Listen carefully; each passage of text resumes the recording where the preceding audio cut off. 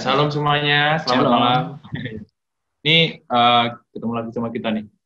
Buat teman-teman yang masih belum pernah ngikutin acara Potalks atau acara Potalks yang seri-seri sebelumnya, ini adalah dalam rangka bincang-bincang malam hari ini itu dalam rangka persiapan ya, persiapan untuk menuju Code for God, Virtual Hackathon Code for God Indonesia 2020 yang akan diselenggarakan pada bulan Oktober 2020 nanti. Ya.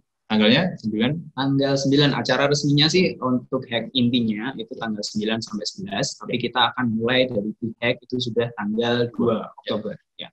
Oke. Nah, ini yang preview dikit aja dan mungkin ada yang belum kenal kita nih, Kak. Oh iya betul. Ya, kenalin, saya Nikos dan saya Odi. Ya, kami berdua Nikos dan Odi tentunya ya kan. Oke, ya malam hari ini kita akan bahas seperti yang sudah disinggung oleh Kak Pingan di awal tentang preparation, tentang persiapan. Kenapa sih kita perlu persiapan ya? Namanya ingin kalau istilahnya kalau ingin bertanding atau ingin menuju ke ajang sesuatu kan tetap perlu persiapan, perlu latihan. Nah ini salah satu rangkaian dari latihan. Nah sebelum masuk ke presentasi, kalau boleh saya minta tolong pada teman-teman semuanya yang gabung di Zoom terutama, karena ini juga ada disiarkan di YouTube, yang di Zoom boleh minta tolong untuk rename namanya dengan format nama, / atau dash, kotanya. Jadi biar kita semakin tahu lah. Semakin tahu ya. Dan juga siapa tahu kalau misal kita bisa lihat dari mana aja sih yang gabung hari ini gitu. Kita pengen lihat kalau seluruh Indonesia bisa gabung. Benar. Ya. Itu ya. Boleh kalau boleh minta tolong gitu boleh. Thank you. Nah, kita langsung aja nih. Saya share screen dulu. Sebentar. Oke. Nah, ini nanti ada 2 bagian ya, Mas. Presentasi untuk malam hari ini. Bagian pertama akan dibawakan oleh saya dan bagian berikutnya akan masuk dibawakan. Oke. Ini jadi mungkin sebelum kita mulai kita perlu kasih tahu juga kepada peserta kalau misal ada teman-teman yang di sini yang sudah ikut pertemuan-pertemuan sebelumnya, mungkin ada beberapa info yang overlap gitu, maksudnya sudah pernah didengar sebelumnya. Nah, tapi kita akan tetap kasih infonya paling enggak untuk kita semua sama-sama tahu, barangkali ada yang belum tahu dan infonya ini mungkin singkat aja gitu. Nah, itu sih. Ya, karena pretty much apa yang saya sampaikan di sini juga sudah ada di situs kita di codeforgod.org. Dan kesempatan ini nanti mungkin kita akan lebih banyak kasih untuk tanya jawab gitu ya. Jadi nanti barangkali ada teman-teman yang kurang paham dengan apa yang sudah disampaikan atau ada pertanyaan lain yang mungkin belum disampaikan. Nah, kita kasih kesempatan kali ini. Oke, siap. Ya, saya mulai ya. Pertama nih, hackathon Code for God. Ini adalah hackathon Kristen virtual pertama di Indonesia dan kalau boleh ngomongin sejarah sedikit, sebenarnya hackathon Kristen yang konvensional juga sudah beberapa kali pernah diselenggarakan di Indonesia juga. Itu tahun berapa ya, Mas?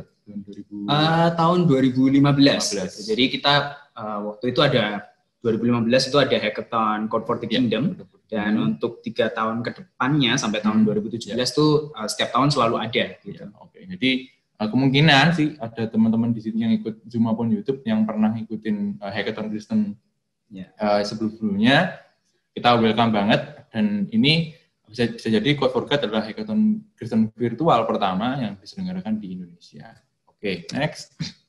Code for God mengusung tema Indonesia udah digital. Ini yang mirip dengan yang disampaikan Pak Jokowi sebenarnya sudah digembar-gemborkan sejak tahun lalu bahwa Indonesia sudah digital dan tahun 2020 Indonesia harus digital.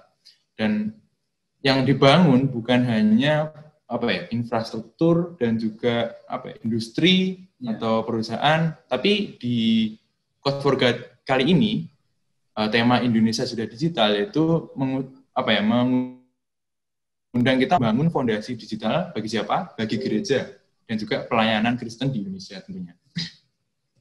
Dan slogan kita IT for God tentunya dan Digital Servants. Bukan berarti ini Digital Servants adalah budak atau bukan budak digital, tapi bukan budaknya teknologi digital. Bukan. Tapi kita adalah hamba Tuhan yang melayani di dunia dan di bidang digital.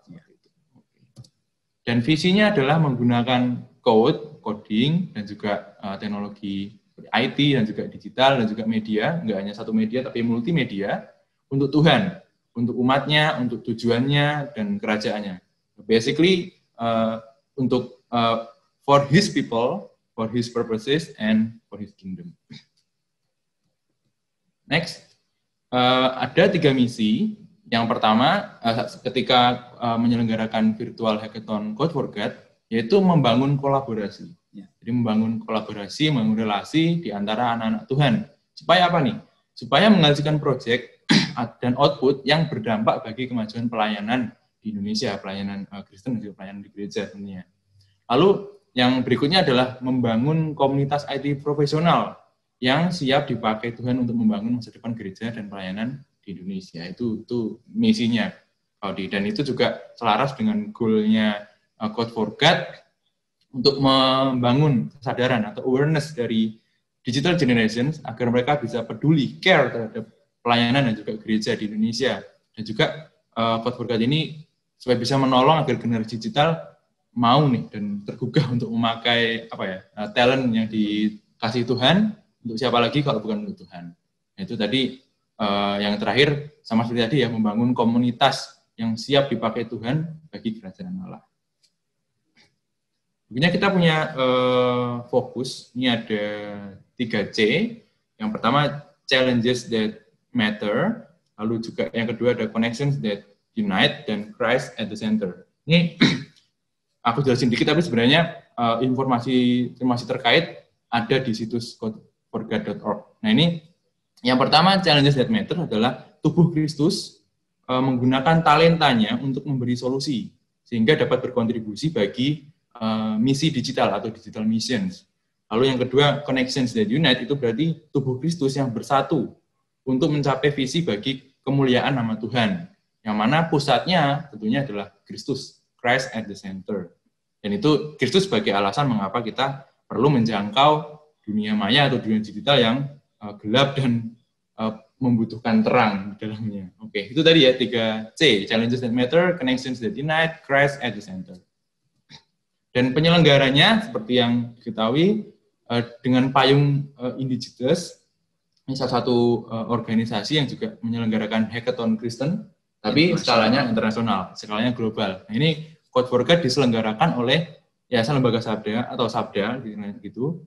Dan juga kita gandeng mitra pelayanan juga, yaitu LPMI, CBN Indonesia, Pijar TV, YCIS, Perkantas Jatim, dan juga individu yang mendukung kita baik lewat doa, lewat dana, lewat daya bahkan. Banyak dukungan yang masuk, dan juga kita juga memang perlu untuk menggandeng sih, karena tadi kan prinsipnya adalah kolaborasi. Oke, berikutnya peserta. Pesertanya siapa nih? Pesertanya adalah teman-teman semua yang merupakan pegiat teknologi.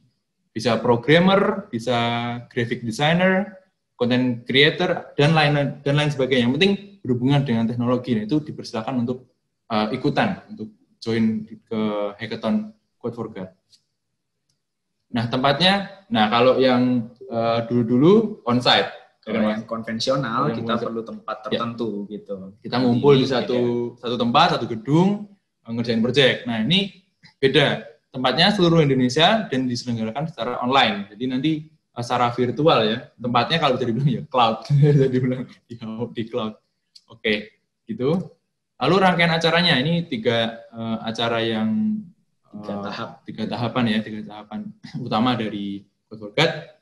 Tadi disinggung oleh Mas Odi adalah pre-hack. Kita akan mulai hacknya sendiri, kita akan mulai tanggal 9 sampai 11 Oktober. Tapi sebelum hack, perlu adanya persiapan menuju ke situ. Lalu juga ada pre-hack.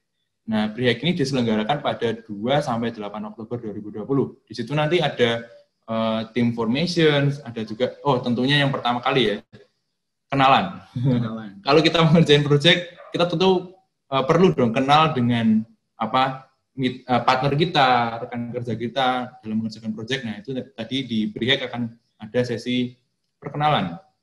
Lalu ada juga pitching project. Pitching project itu presentasi ya, mempresentasikan pengenalan project, apa yang akan diajukan, terus juga apa yang akan dikerjakan dalam hackathon. Itu kita sebutnya pitching. Jadi itu untuk untuk lempar ide, lempar proyek, dan nanti teman-teman bisa pilih gitu mau ikut proyek yang mana kayak gitu. Oke. Lalu hacknya tentunya di pas hacknya kita akan mengerjain proyek yang sudah di-assign dan juga bersama dengan tim yang sudah dimasuki atau proyek yang memilih teman-teman untuk jadi satu tim di timnya. Jadi nanti ada PIC ya Mas. Jadi ada PIC project yang nanti akan ada juga anggota anggota tim yang akan mengerjakan project yang ditanggung jawabi oleh PIC atau PIC ini yang bertanggung jawab terhadap proyek tersebut. Lalu juga ada post hack ini bisa dibilang kalau misalnya nanti ada yang ingin meneruskan proyek yang sudah dikerjakan, misalnya belum selesai masih dalam bentuk prototype. Nah, ini bisa di post hack, dan di post hack ini yang kita endorse, yang kita dorong adalah teman-teman supaya bisa stay di komunitas Code for God sih. Jadi kita bisa tetap tetap berkomunikasi, tetap menjalin relasi juga, tetap bisa di dalam satu komunitas, sehingga nanti ketika ada event lagi atau ada satu project atau satu gerakan khusus lagi, bisa nih pakai atau memanggil teman-teman yang di komunitas Code for God. Oke, lalu challenges. Nah, ini tadi saya nyebut project, nyebut tim dan sebagainya, itu untuk menjawab tantangan. Nah, biasanya ada tantangan besar yang di hackathon ya Mas. Nah, sekarang kita di Code for God ini ambil 2 tantangan. Yang pertama adalah biblical computing dan yang kedua adalah hybrid. Nah, biblical computing ini adalah menjadi tantangan bagaimana teknologi atau komputer dapat menjawab tantangan jemaat generasi digital atau jemaat Kristen yang secara usia berada di generasi digital untuk dapat memiliki Bible engagement yang lebih relevan di era atau di masa sekarang. Nah, itu yang jadi tantangan. Jadi bagaimana teknologi atau atau IT atau proyek teman-teman nanti bisa menjawab tantangan tersebut, yang mana supaya Bible engagement dari teman-teman generasi digital bisa makin kuat, bisa makin kokoh. Nah, itu yang perlu dijawab. Lalu yang kedua adalah hybrid. Hybrid ini bisa dibilang gabungan dari offline online. Pelayanan gereja secara offline dan online. Oke, jadi bagaimana solusi inovatif dan kreatif di hybrid ini dapat menjadi jawaban terhadap tantangan gereja dan pelayanan untuk diberdayakan dan diperlengkapi dalam menjalankan pelayanannya secara online maupun offline.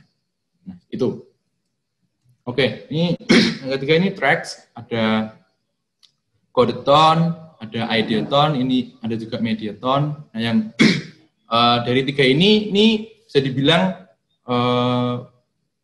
project ya. Jadi misalnya gini, teman-teman mengerjakan project di hackathonnya nanti, di hack day. Itu misalnya bikin app atau bikin situs atau bikin software. Nah, itu berarti masuknya di jalur Codeathon. Lalu misalnya ada yang bikin misalnya film pendek atau misalnya bikin grafis, hal-hal terkait grafis. Nah, itu berarti di hack nanti itu masuknya di track Mediathon.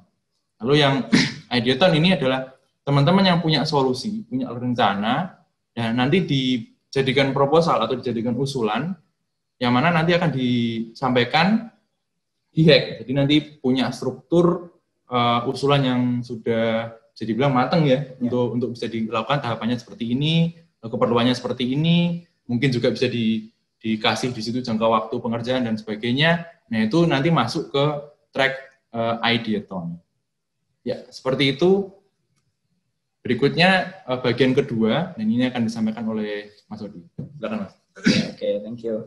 Ya, jadi itu tadi teman-teman yang sudah disampaikan oleh Nikos itu lebih ke arah info tentang Code for God-nya, terus juga latar belakang kenapa kita bikin acara ini dan tujuannya.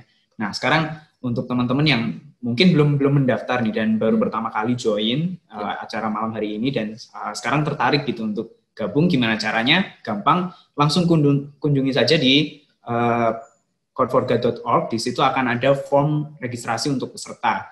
Nah, saya tidak akan memperlihatkan formnya seperti apa karena cukup sederhana. Jadi nanti tinggal isi nama, lalu juga keterampilan yang dimiliki, semacam itu nanti tinggal kirim. Dan kalaupun teman-teman di sini mungkin tidak untuk saat ini tidak bisa bergabung sebagai peserta, bisa juga ikut terlibat dalam pelayanan ini dengan menjadi mitra. Kayak seperti yang tadi Niko sudah bilang, mitra-mitra kita juga termasuk individu-individu yang juga membantu dalam doa gitu kan. Nah, teman-teman juga bisa gabung di situ. Kunjungi situsnya di codeforgat.org dan nanti di situ akan ada link untuk registrasi. Dan jika teman-teman masih punya pertanyaan seputar apapun tentang registrasi, bisa juga hubungi nomor WhatsApp Codeforgat di 0812-2667-4667. Kalau di brosur ini ada di pojok kanan bawah itu ya, di atas logo. Oke, nanti mungkin teman-teman admin juga bisa tulis di live chat supaya teman-teman peserta bisa copy. Nah, tapi untuk teman-teman yang apal registrasi itu belum tentu juga akan menjadi peserta langsung gitu. Otomatis tidak otomatis jadi peserta. Kenapa? Karena kita ingin memastikan supaya orang-orang yang benar-benar gabung adalah orang-orang yang memang ingin gabung gitu, bukan yang kepencet, bukan yang bukan yang main-main gitu. Jadi kita akan tetap adakan registrasi ulang. Nah, ini beberapa teman di sini mungkin kemarin juga sudah ikut di Zoom di office hour kita. Nah, jadi nanti registrasi ulang akan diadakan di office hours setiap hari Senin, Rabu, dan Jumat sesuai jadwal yang kita tentukan. Nah, di sini selain konfirmasi apakah benar-benar akan ikut atau enggak, tapi kita juga pengen tahu apakah ketika nanti mereka datang, peserta datang, sudah membawa proyek yang sejak awal mereka sudah pikirkan, atau nanti akan ikut membantu proyek yang akan dikerjakan di hackathon. Kayak gitu. Jadi, itu fungsinya registrasi ulang, untuk kita semua bisa sama-sama tahu gitu. Dan untuk teman-teman nanti yang akan bawa proyek juga akan ada tahap lebih lanjut gitu, karena proyek juga tidak akan langsung kita terima mentah-mentah kayak gitu. Benar banget. Nah, selanjutnya teman-teman peserta nanti akan mengisi kartu profil peserta. Jadi kami juga akan memberikan semacam kartu profil untuk teman-teman juga bisa isi sendiri. Jadi memang dalam acara Codeforgat kali ini kita benar-benar menekankan relasi begitu ya, maksudnya untuk kita saling kenal, untuk kita saling bekerja sama, untuk bonding dan untuk bikin komunikasi nanti dalam jangka panjangnya. Jadi kartu profil ini nanti bisa dihias seunik mungkin, sekreatif mungkin, bisa diisi informasi di situ termasuk kayak hobi dan juga lain-lain. Nah, nanti juga akan ada semacam pemenang untuk kartu profil terunik gitu misalnya, atau terkreatif kayak gitu. Dan deadline pengumpulannya adalah 1 Oktober 2020, dan ini sekaligus juga jadi deadline kita untuk registrasi peserta baru gitu. Jadi kita akan tutup pendaftaran tanggal itu. Oke, selanjutnya kartu kehadiran peserta. Nah, ini perlu kami informasikan bahwa semua peserta hackathon nanti akan mendapatkan e-sertifikat, tapi ada syaratnya, ya kan? Nggak bisa hanya dengan join terus langsung dapat. Jadi ada minimum kehadiran yang harus dipenuhi gitu kan. Jadi tadi kita akan ada acara pre-hack, dan di dalam acara pre-hack itu nanti akan ada beberapa pertemuan yang sifatnya wajib, ada beberapa pertemuan yang sifatnya opsional gitu. Kita tidak mungkin online selama 7 hari penuh begitu, kita juga tidak menuntut itu, tapi ada beberapa pertemuan yang memang kita wajibkan peserta untuk ikut. Lalu juga sertifikat hanya diberikan kepada peserta yang benar-benar berkontribusi dalam pengerjaan proyek ketika hackathon. Jadi sekalipun peserta sudah ikut, tapi lalu di tengah jalan tidak bisa melanjutkan, maksudnya tanpa alasan atau tiba-tiba menghilang, ya otomatis kita tidak bisa memberikan sertifikat gitu. Tapi kalau kontribusinya kita bisa lihat dan juga bisa komitmen untuk waktunya bisa sampai akhir. Nah, ini kita juga punya apresiasi, salah satu bentuk apresiasi untuk peserta. Oke, lalu selanjutnya jadwal pre-hack. Jadi apa aja sih yang akan kita lakukan dalam pre-hack, itu tanggal 2 sampai 8 Oktober. Tentunya pre-hack ini adalah dalam rangka mempersiapkan untuk hack-nya, kan? Pada tanggal 9 sampai 11-nya. Nah, acaranya kurang lebih seperti ini. acara yang wajib diikuti itu ada acara pembukaan gitu. Di situ kita akan menyampaikan beberapa informasi, kayak misal ada perkenalan peserta pasti pagi, dan juga mentor-mentor. Jadi nanti panitia juga akan menyediakan mentor untuk menolong dalam proses pengerjaan proyek supaya proyek yang dikerjakan lebih relevan dengan kebutuhan yang ada di lapangan atau kebutuhan yang sesuai dengan bidangnya masing-masing. Ada juga penjelasan jadwal acara dan juga kayak semacam penjelasan tentang beberapa platform yang akan kita gunakan. Salah satunya adalah Discord. Karena kita pakai Zoom, asumsinya mungkin orang-orang sudah cukup mengenal Zoom ya, tapi ada beberapa platform kita akan pakai. Nah, itu juga kita akan perkenalkan. Lalu juga ada presentasi proyek dan juga ada formasi tim. Maka itu acara yang sangat penting begitu untuk diikuti. Tapi juga ada acara yang sifatnya opsional.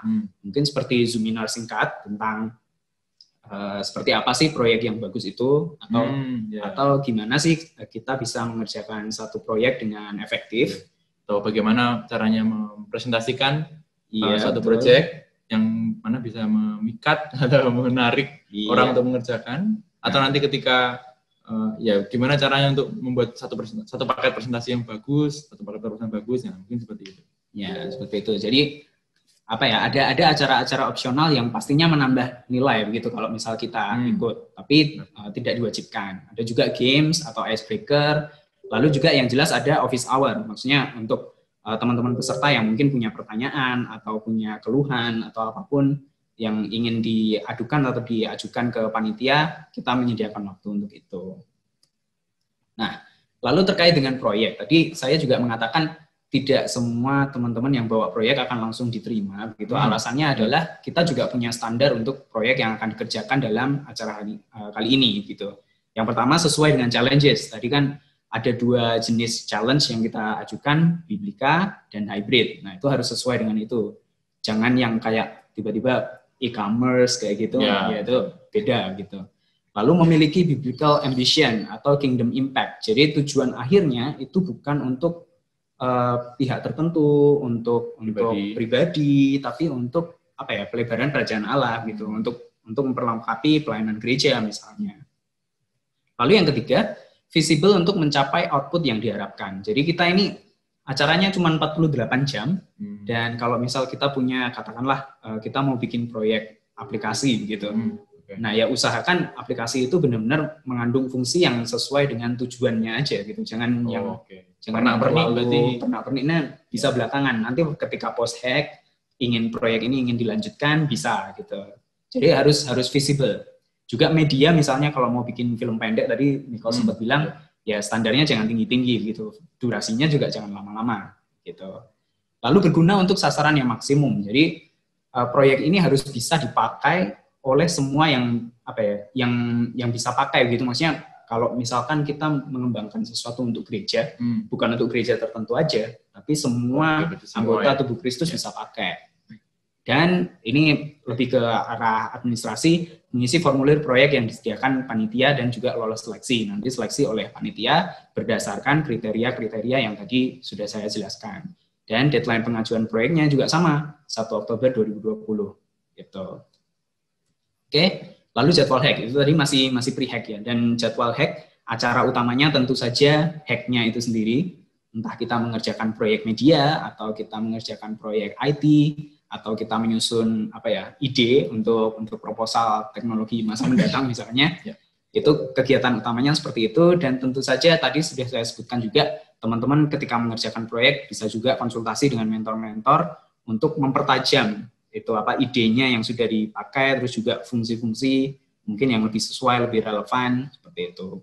Dan juga nanti di akhir acara kita juga akan ada penjurian. Jadi kita akan pilih beberapa proyek pemenang berdasarkan beberapa kategori yang akan ditetapkan oleh panitia gitu. Dan tentunya ada juri-juri yang tentu saja kompeten di bidangnya, passionate di bidangnya, bahkan berpengalaman di situ. Nah, jadi mereka nanti akan memberikan penilaian mereka terhadap proyek-proyek nanti akan teman-teman kerjakan di acara hackathon itu. Tapi pemenang proyek tidak hanya ditentukan oleh penilaian dari juri, tapi berdasarkan dari voting juga dari teman-teman semua yang peserta. Betul, dari voting teman-teman peserta. Jadi bukan hanya juri yang ini menang, enggak, tapi kita semua juga bisa punya suara. Kita juga punya peran, kita punya suara, kita bisa pilih berdasarkan kategori-kategori itu. Oke, mungkin itu yang saya ada satu lagi. Jadi itu masih dalam lokal kita gitu ya. Tapi tadi Nikos juga sudah sempat sebutkan acara ini adalah di bawah payung Indigenous Hack juga yang internasional. Nah, nanti dari pemenang-pemenang acara hackathon kali ini, proyek terbaik secara keseluruhan kita juga bisa daftarkan ke Indigenous Hack Internasional untuk kompetisi global, challenge global. Ya, itu benar-benar bergengsi lah paling tidak gitu. Proyek kita bisa diakui secara global, itu juga bisa jadi prestasi untuk kita, dan tentunya juga bukan hanya memberkati Indonesia, tapi juga seluruh dunia. Seperti itu. Ya, mungkin itu yang bisa kita sampaikan ya.